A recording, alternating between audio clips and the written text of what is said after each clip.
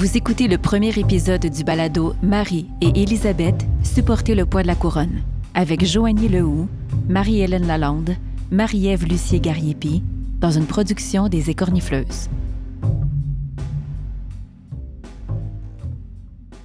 Bonjour à toutes et à tous et bienvenue au balado Marie et Élisabeth, supporter le poids de la couronne, une production de la compagnie théâtrale Les Écornifleuses. Je m'appelle Marie-Hélène Lalande et je suis directrice générale et co-directrice artistique des Écornifleuses. Moi, c'est Joanie Lehoux et je suis aussi co-directrice artistique de la compagnie. Nous sommes accompagnés par notre chère Marie-Ève Lucier-Gariepi. Allô, Marie-Ève? Bonjour. Qui agit à titre de conseillère dramaturgique et d'assistante à la mise en scène.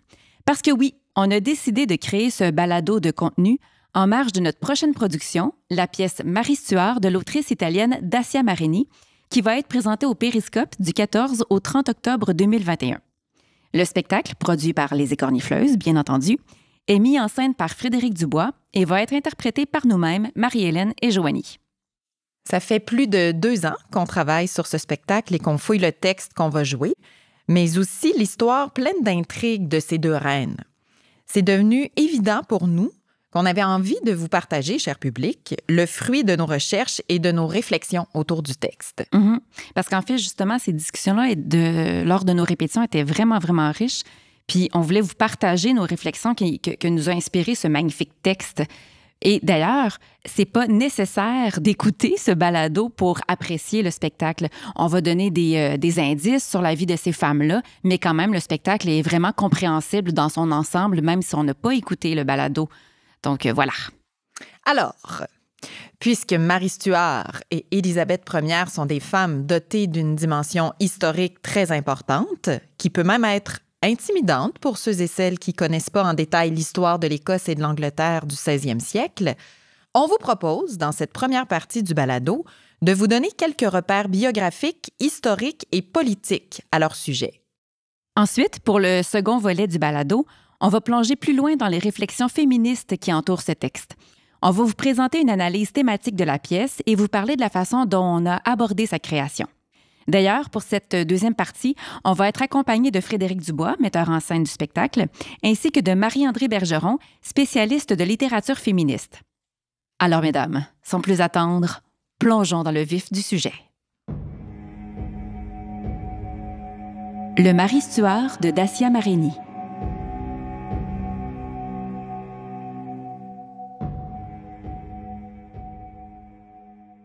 Librement adapté de l'œuvre de Friedrich von Schiller, écrite en 1800, également intitulée Marie Stuart, le texte de Marini, écrit en 1975, met en scène les célèbres reines Marie Stuart d'Écosse et Élisabeth Ier d'Angleterre. Marie, tenue captive par Élisabeth parce qu'elle réclame le trône anglais, attend de connaître la sentence que lui réservera sa cousine. Écrite pour 2 comédiennes, la pièce présente également les personnages de Kennedy et de Nanny, qui sont respectivement les suivantes de Marie et d'Élisabeth. Chaque actrice est ainsi amenée à jouer l'une des reines, puis la dame de compagnie de l'autre souveraine.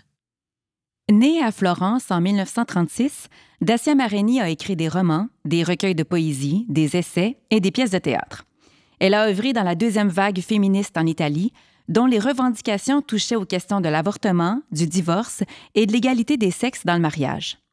Au début des années 70, elle a participé à la fondation du théâtre expérimental féministe, la Magdalena, située à Rome. Dans bon nombre de ses œuvres, elle a poursuivi une réflexion au sujet de la place des femmes dans la société occidentale contemporaine.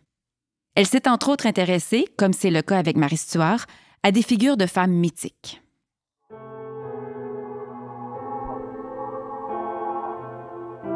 Un peu de généalogie.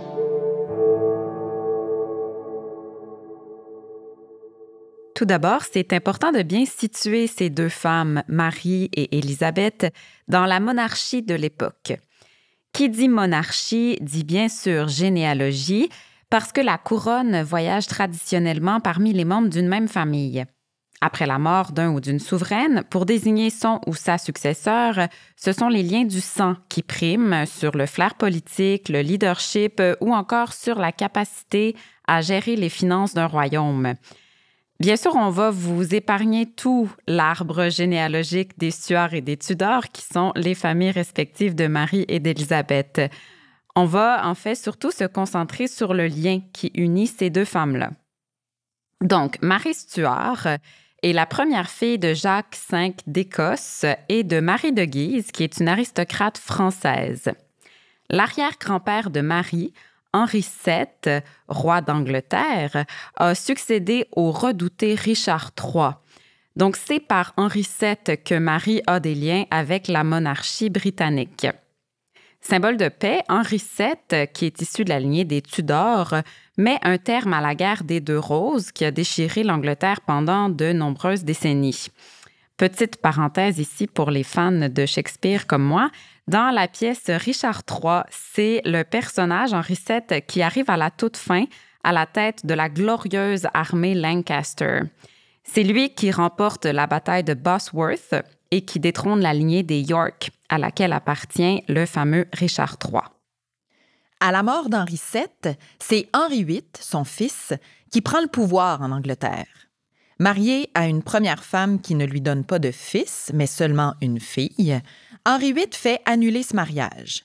Il épouse ensuite Anne Boleyn, avec qui, à son grand dam, il aura une deuxième fille, Élisabeth. Avant d'aborder les nombreux mariages d'Henri VIII, il ne s'est pas arrêté à 2, mais bien à 6, on tient à vous préciser que c'est par Henri VII que Marie et Élisabeth ont un lien de parenté. Alors que ce roi est, comme on l'a mentionné plus tôt, l'arrière-grand-père de Marie, il est le grand-père d'Élisabeth. C'est pour cette raison qu'on qualifie les reines de cousines. C'est également pour cette raison que Marie Stuart prétend au trône d'Angleterre. À ses yeux et aux yeux de plusieurs de ses contemporains et contemporaines, sa légitimité à ce trône est plus grande que celle de sa cousine Élisabeth, née du deuxième mariage qualifié d'illégitime de son père, le roi Henri VIII, avec Anne Boleyn, mariage duquel l'Église catholique ne reconnaît pas la validité.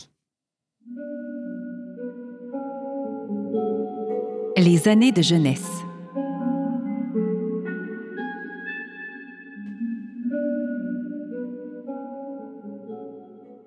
On va maintenant scruter un peu plus en profondeur les affaires conjugales d'Henri VIII.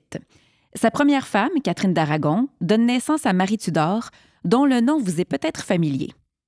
On reviendra brièvement sur la trajectoire de cette femme, la sœur aînée d'Élisabeth. Donc, désespéré que son épouse ne lui donne pas de fils qui lui succéderait comme roi, et de plus en plus séduit par les charmes d'Anne Boleyn, une aristocrate qui fréquente la cour anglaise, Henri VIII entreprend de faire annuler son union avec Catherine d'Aragon. Évidemment, cette requête est rejetée par le pape, qui refuse d'accorder un traitement de faveur au monarque anglais.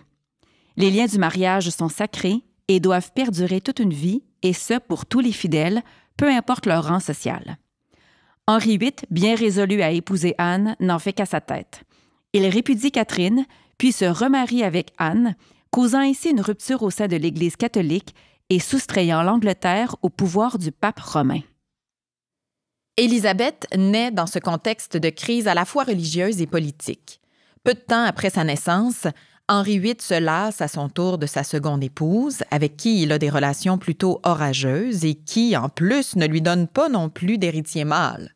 Bon, bien sûr, Henri VIII fait porter le poids de cette absence d'enfants de sexe masculin à ses épouses plutôt que de s'interroger sur son possible rôle dans l'affaire. Bien sûr. Il en vient donc à rompre également ce mariage et va cette fois jusqu'à faire exécuter Anne Boleyn sous prétexte qu'elle aurait commis l'adultère. Suite à la mise à mort de sa mère, Élisabeth demeure à la cour anglaise à titre d'enfant illégitime du monarque. Elle est ainsi écartée du trône, mais bénéficie tout de même d'une éducation digne d'une descendante de roi. Elle étudie notamment les langues, le grec, le latin, le français et l'italien. Elle étudie aussi l'histoire, la rhétorique, la philosophie morale et la théologie. Elle est, selon ses précepteurs, une élève très douée, dotée d'une grande persévérance et d'une excellente mémoire. Par ailleurs, quelques jours à peine après l'exécution d'Anne Boleyn, Henri VIII s'unit à Jane Seymour, qui, elle, ô joie, accouche d'un fils, le futur Édouard VI, mais qui décède peu de temps après. Ce décès ne refroidit pas pour autant les ardeurs d'Henri VIII, qui connaîtra encore 3 autres mariages dans sa vie, pour un total de 6. À sa mort, c'est donc son fils, accompagné d'un régent en raison de son jeune âge, qui monte sur le trône. Édouard VI est cependant d'une santé fragile et meurt avant même d'atteindre la maturité. Donc Marie Tudor, la fille du premier mariage d'Henri VIII, prend le relais. Or, étant donné qu'elle est née avant la rupture avec la papauté et l'Église catholique romaine, Marie Tudor est d'allégeance catholique. Elle réhabilite donc le catholicisme comme religion officielle du Royaume d'Angleterre. C'est une croyante très fervente et elle persécute tous les sujets qui refusent d'adhérer à sa religion. Sous son règne, les protestants et les protestantes du royaume subissent de véritables massacres. Marie Tudor est d'ailleurs connue sous le nom de Bloody Mary. Pendant ses années sur le trône, elle fait enfermer sa demi-sœur, Élisabeth, à la Tour de Londres, craignant que celle-ci n'usurpe le pouvoir. La posture d'Élisabeth est extrêmement délicate pendant ces années-là. Elle est protestante, alors elle veille à rester bien discrète quant à son appartenance religieuse de peur, bien sûr, d'être persécutée à son tour. Son tact porte fruit, puisque sa sœur lui laisse non seulement la vie sauve, mais accepte finalement sur son lit de mort de la désigner comme son héritière. En 1558, après avoir été élevée à la cour comme une enfant illégitime, après avoir été tenue prisonnière et avoir craint pour sa vie, Élisabeth devient officiellement reine d'Angleterre. À son arrivée sur le trône, elle réinstaure la religion protestante, en demeurant toutefois tolérante à l'égard des catholiques, voulant à tout prix éviter de répéter les boucheries orchestrées par sa sœur. À l'inverse d'Élisabeth, Marie connaît une enfance relativement heureuse et aisée. Elle est sacrée reine alors qu'elle n'est âgée que de quelques jours, son père décédant tout juste après sa naissance. C'est sa mère, Marie de Guise, qui assure la régence du royaume d'Écosse en attendant que la jeune monarque soit assez vieille pour régner. Très tôt, alors que Marie n'a que 5 ans, sa famille contracte une entente avec la famille royale française.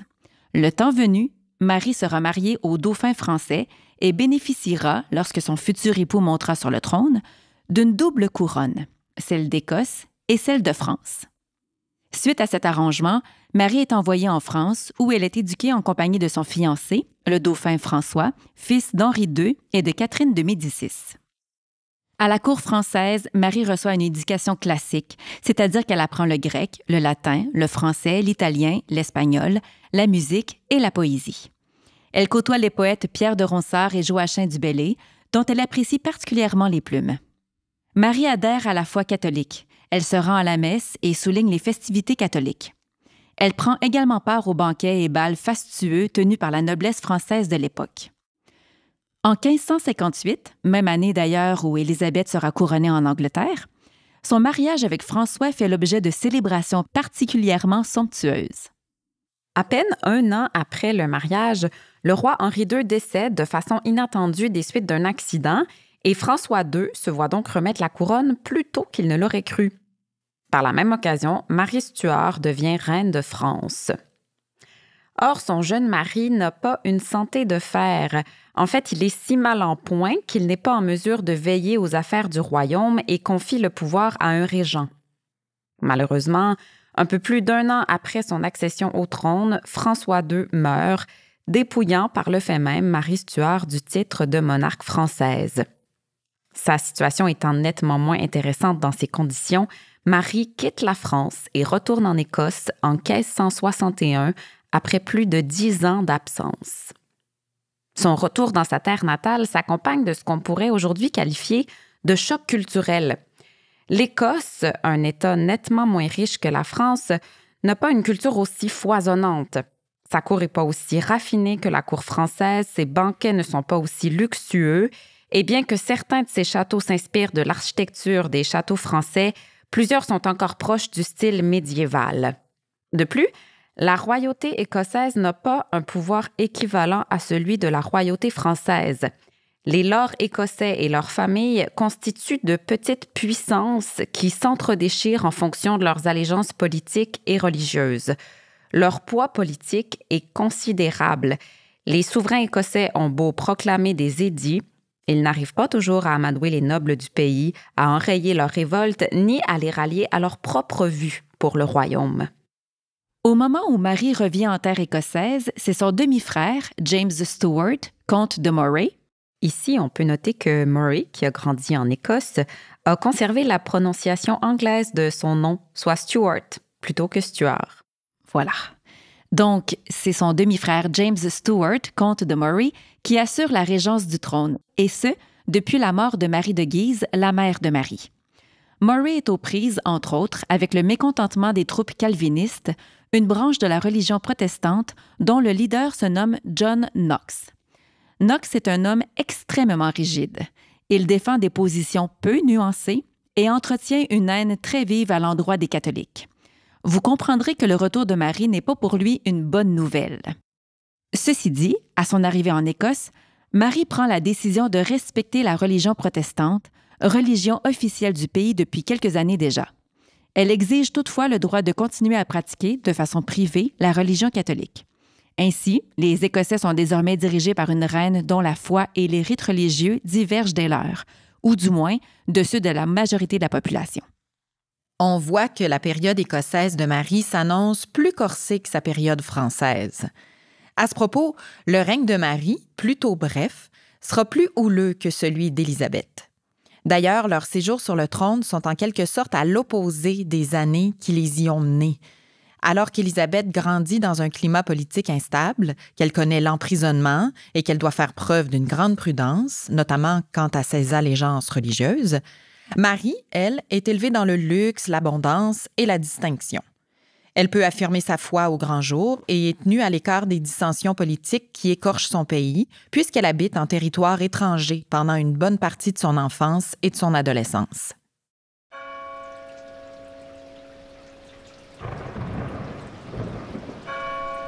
La question du mariage.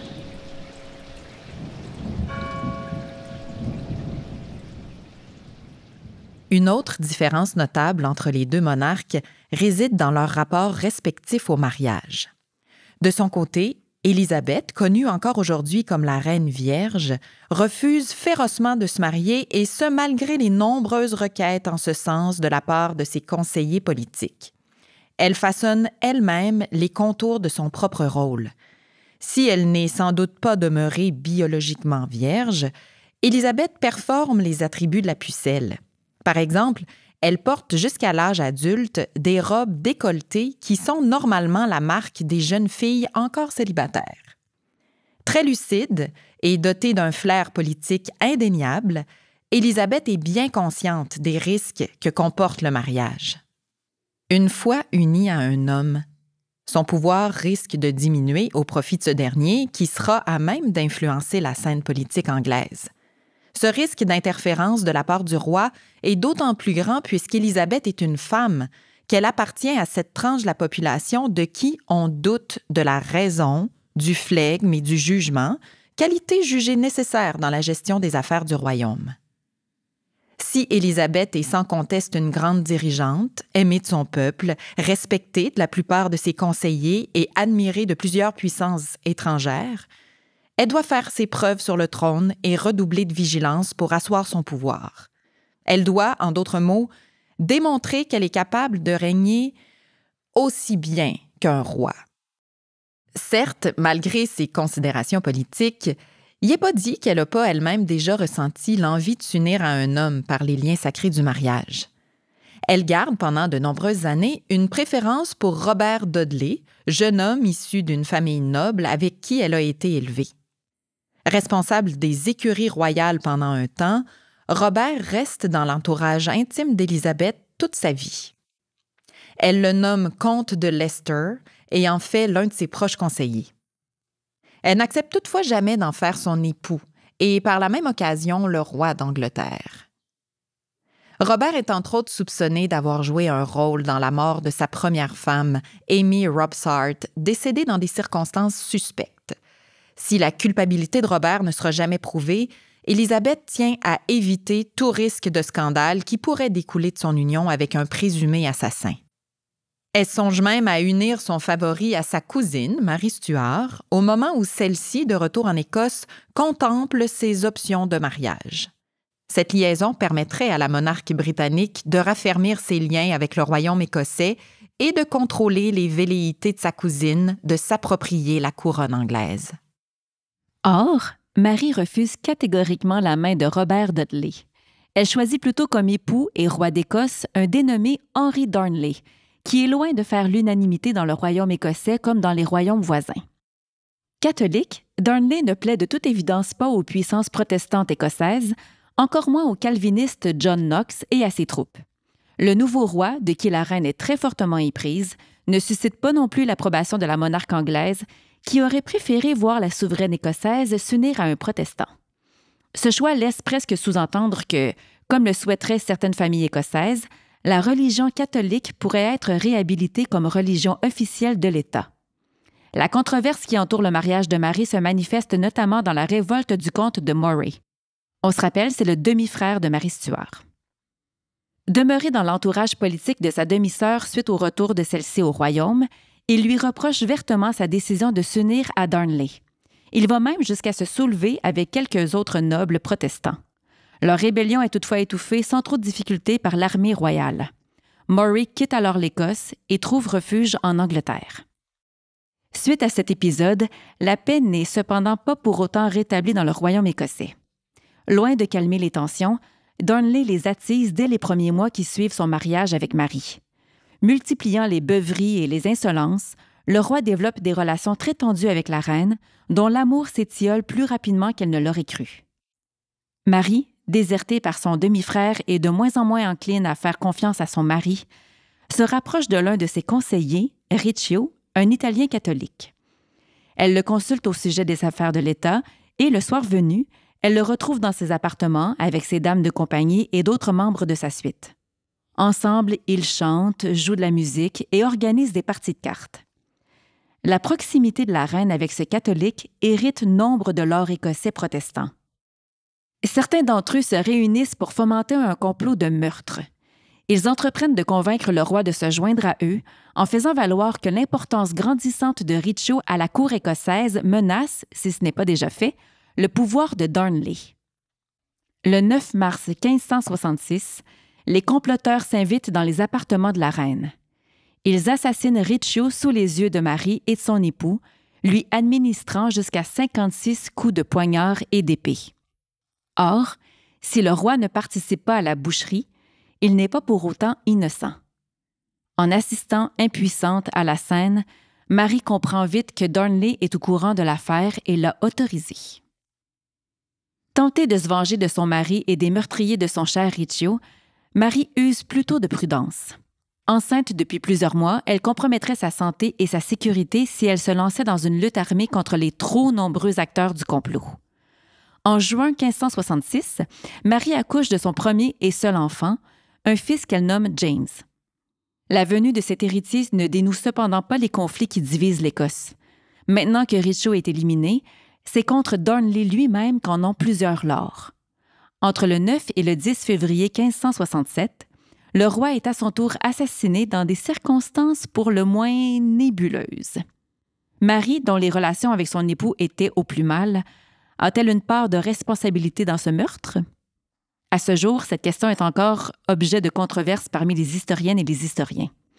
On ne va pas s'attarder aux détails de ce débat, on va simplement vous faire remarquer qu'il est impossible à l'heure actuelle de prouver hors de tout doute l'implication de Marie dans la mort de Henry Darnley. L'un des principaux suspects de l'assassinat est James Hepburn, comte de Bothwell, un proche conseiller politique de Marie. Déjà dans les semaines qui suivent la mort de Darnley, les rumeurs courent parmi la population que Bothwell serait l'un des instigateurs du complot contre le défunt roi.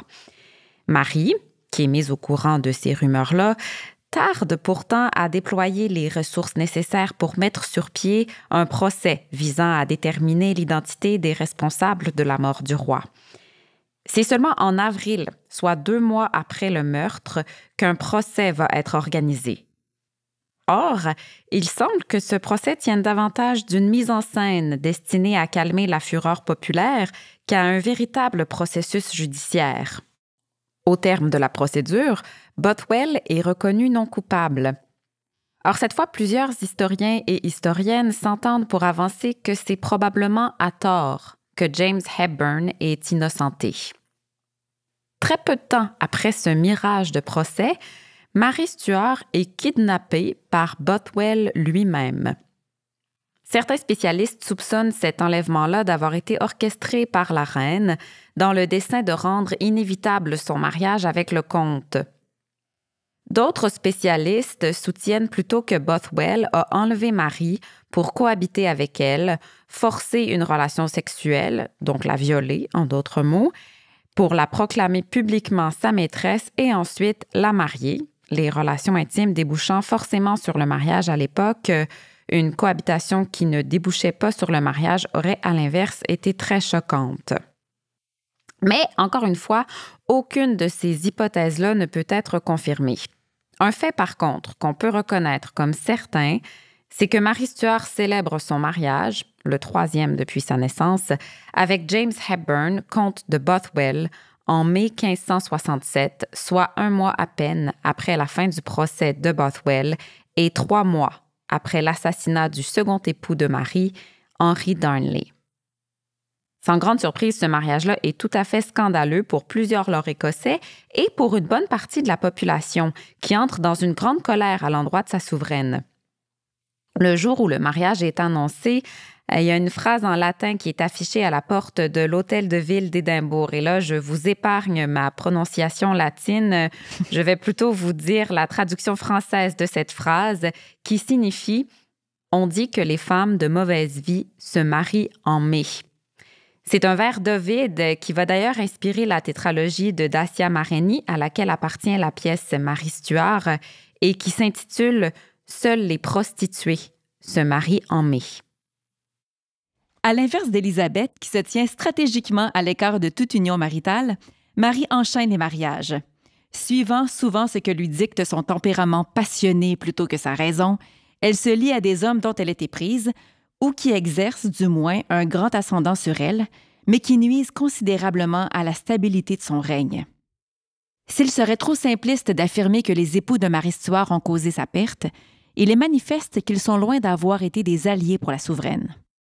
Force est de constater que son homologue anglaise, célibataire obstinée, a su, mieux que sa cousine, conserver sa place sur le trône. L'abdication.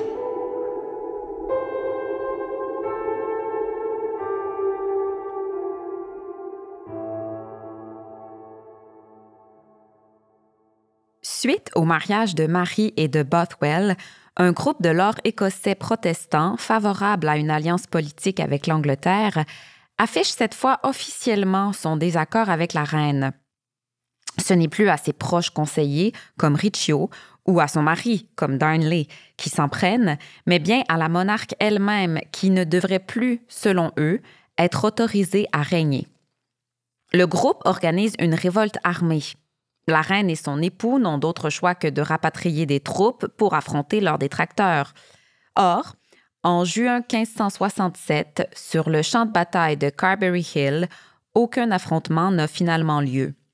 Après de longues délibérations, Marie se rend à ses ennemis, voyant bien que ses forces sont inférieures à celles de ses opposants. Elle est alors transportée au château de Loch Leven, où elle est emprisonnée avec quelques membres de sa suite. Bothwell, de son côté, prend la fuite pour sauver sa peau. Marie et lui ne se reverront jamais. À Loch Leven, Marie est forcée d'abdiquer la couronne écossaise en faveur de son fils, James, âgé d'à peine plus d'1 an. Le poupon devient ainsi Jacques VI d'Écosse. En attendant qu'il ait l'âge de régner, la régence du royaume est attribuée à Murray, revenu d'Angleterre pour l'occasion. Mary Stuart, fière et orgueilleuse, ne se résigne pas pour autant, surtout qu'elle a encore quelques alliés dans le pays. Avec eux, elle arrange son évasion de Loch Leven et son retour sur le trône. Or, si elle parvient à s'échapper du château, elle échoue à reprendre la couronne. Elle se voit donc contrainte de fuir son pays et parmi toutes les options qui s'offrent à elle, elle choisit de se réfugier en Angleterre où elle espère obtenir le soutien de sa cousine Élisabeth Ier. La captivité.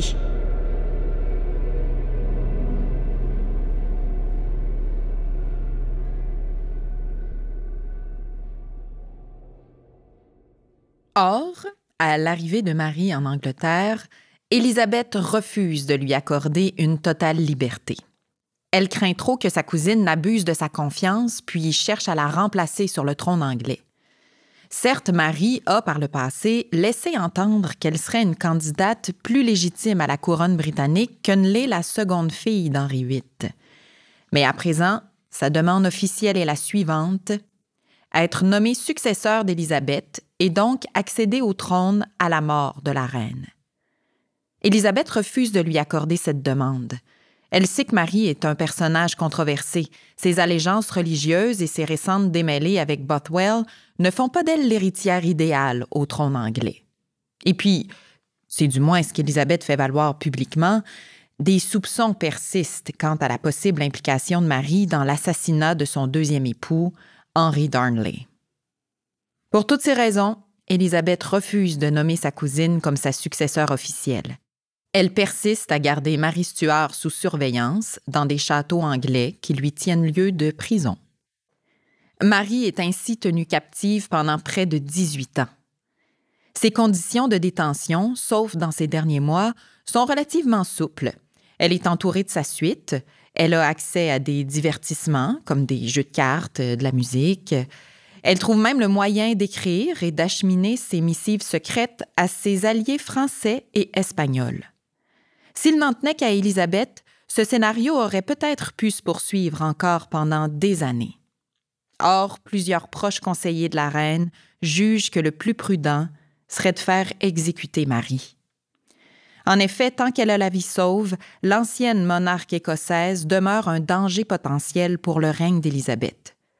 Ceci dit, avant de prononcer son arrêt de mort, il faut à tout prix obtenir une preuve certaine des intentions meurtrières de Marie à l'égard d'Élisabeth. Pour ce faire, les Anglais, pressés d'en finir avec la Stuart, se lancent en quelque sorte dans une course au complot. Or, ce complot fomenté par l'ex-reine écossaise, les conseillers politiques d'Élisabeth ne se contentent pas de le surprendre tout naturellement, au contraire, ils le provoquent. C'est important de noter qu'Élisabeth n'est pas personnellement impliquée dans ces démarches-là. C'est plutôt Francis Walsingham, responsable de la sécurité du royaume et maître des réseaux d'espionnage de la couronne, qui orchestre les opérations. Il emploie un dénommé Gifford qui se fait passer auprès de Marie comme un allié. Gifford, qui est grassement payé par Walsingham, gagne la confiance de la reine d'Écosse défaite. Il lui assure qu'elle peut lui confier en toute sécurité son courrier litigieux, c'est-à-dire les lettres destinées à ses alliés étrangers avec qui elle tente de planifier son évasion. Gifford s'engage à faire parvenir ses communications aux personnes concernées en déjouant les services secrets anglais. Mais évidemment, dès que les messages de Marie lui parviennent, Gifford les livre à Walsingham et à ses troupes, et ceux-ci épluchent attentivement le courrier de l'ancienne monarque, cherchant des propos suffisamment compromettants pour inculper leur prisonnière. Ils tombent finalement sur la perle rare, une lettre de Marie rédigée à l'endroit d'un allié, anglais cette fois. Dans cette lettre, l'ex-reine élabore un plan pour s'échapper, mais elle insiste aussi auprès de ses possibles sauveteurs pour qu'ils assassinent Élisabeth afin de lui permettre à elle de s'emparer du trône britannique. Est-ce que Marie a véritablement dressé ce plan? Est-ce qu'elle a vraiment écrit les mots qui l'ont finalement perdu? Comme c'est le cas pour plusieurs éléments de son histoire, c'est impossible d'établir avec certitude la véracité de ces faits-là. Certains historiens doutent de l'authenticité de la missive et croient tout à fait plausible que Walsingham ait lui-même ordonné l'ajout de certains passages incriminants pour que la culpabilité de Marie soit établie hors de tout doute. Toujours est-il qu'une fois cette conspiration mise à jour, conspiration agrémentée ou non par Walsingham, Marie est transférée au château de Fotheringhay. Elle y est maintenue dans des conditions plus sévères de détention, sous l'œil implacable du geôlier Powlett. Un procès est intenté contre elle afin d'établir si oui ou non elle a tramé le meurtre de la reine d'Angleterre. Au terme de ce procès, où l'Écossaise a peu de ressources pour se défendre, Marie Stuart est reconnue coupable de tentative d'assassinat et d'usurpation du trône anglais. Une telle charge, de toute évidence, est très grave et est normalement passible de mort.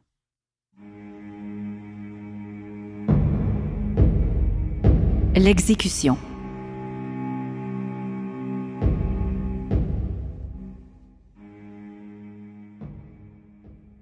Mais Élisabeth hésite à condamner Marie. Elle est consciente de la gravité d'un tel acte. Prononcer l'arrêt de mort d'une monarque absolue risque de créer un précédent. Normalement, les rois et les reines relèvent directement de Dieu. C'est donc à lui de disposer de leur vie comme de leur mort. Pas au peuple, pas à des hommes politiques, pas même à une autre monarque absolue. La pression du peuple et des conseillers d'Élisabeth se fait pourtant de plus en plus grande. On exige l'élimination de Marie Stuart. Le 1er février 1587, la sentence de l'ancienne reine écossaise est finalement arrêtée. Elle sera exécutée à Fotheringhay, non pas publiquement, mais devant des dignitaires de la cour anglaise. En signant la sentence et en la remettant au messager chargé de la porter au geôlier Powlett, Élisabeth précise qu'elle aurait préféré que Powlett lui-même se charge de mettre discrètement un terme à la vie de la Stuart. En glissant, par exemple, du poison dans la nourriture de sa captive, le geôlier aurait épargné à la souveraine anglaise de prendre elle-même la dure décision de faire tuer sa cousine. C'est dire à quel point c'est pas de gaieté de cœur qu'Élisabeth édicte cet ordre. Dans la grande salle du château Fotheringhay, le 8 février 1587, Marie Stuart est exécutée par décapitation devant quelques seigneurs. La description de la scène, retranscrite par plusieurs de ses témoins, notamment par des serviteurs de Marie, présents à ses côtés jusqu'à la toute fin, nous est parvenue avec maint détail par-delà les années. Le personnage de Kennedy, suivante de Marie Stuart, la relate d'ailleurs à la fin de la pièce de Marini. Le matin du 8 février, Marie entre dans la salle d'exécution habillée d'une robe de satin noir, sous laquelle elle porte un jupon et un corsage rouge. Avant qu'elle ne monte sur l'échafaud, le doyen de Peterborough lui enjoint de se joindre à lui pour réciter une prière anglicane, ce qu'elle refuse catégoriquement. Jusqu'à la fin, elle reste fidèle à sa foi catholique. Ses servantes l'aident ensuite à retirer sa robe noire et à enfiler des manches rouges pour accompagner son corsage. C'est donc toute de rouge vêtue que Marie marche vers sa mort. Avant de procéder à la décapitation, le bourreau retire à la monarque catholique le crucifix qu'elle tient entre ses mains. Celle-ci s'agenouille devant le billot, dépouillée de tout objet la reliant à son seigneur. Jane Kennedy, qui a véritablement été l'une des dames de compagnie de Marie, lui bande les yeux avec un mouchoir brodé de fils dorés. Le bourreau abat une première fois sa hache contre la nuque de Marie. Il rate toutefois son tir, qui atteint le derrière de la tête de la reine. Le second coup, lui, est fatal. Après un troisième coup, la tête se détache complètement du corps et le bourreau brandit le visage ensanglanté devant la foule, dont certains membres, pourtant hostiles à l'ancienne souveraine, versent des larmes. Cette scène, empreinte à la fois d'horreur et d'une sorte de majesté, teinte bien sûr la mémoire de Marie Stuart. Celle-ci s'érige dans les esprits comme une martyre, une femme dont la vie a certes été marquée de faux pas, mais dont le sort tragique non mérité a été affronté dans la dignité. Une fois sa cousine morte, Élisabeth ne trouve pas la paix pour autant. Elle va même jusqu'à nier avoir réellement eu l'intention de condamner Marie. Elle fait emprisonner, bien injustement, le messager qui a délivré l'ordre d'exécution, pourtant bel et bien signé de la main de la souveraine, lui reprochant d'avoir transmis la sentence sans l'autorisation royale. Malgré toute l'amertume d'Élisabeth par rapport à l'affaire Marie Stuart, la suite de son règne est relativement heureuse. Son royaume vit de nombreuses années de paix qui permettent notamment un essor à la fois économique et culturel. C'est une Angleterre puissante et riche que quitte Élisabeth à sa mort en 1603. Comme successeur, elle nomme nul autre que le fils de Marie, Jacques VI d'Écosse, qui est, contrairement à sa fervente mère, d'allégeance protestante. L'héritier Stuart devient de ce fait Jacques Ier d'Angleterre et est le premier souverain à régner à la fois sur les royaumes écossais et anglais. Vous venez d'écouter le premier épisode du balado Marie et Élisabeth, supporter le poids de la couronne, avec Joanie Lehoux, Marie-Hélène Lalande, Marie-Ève Lucier-Gariepi, dans une production des Écornifleuses.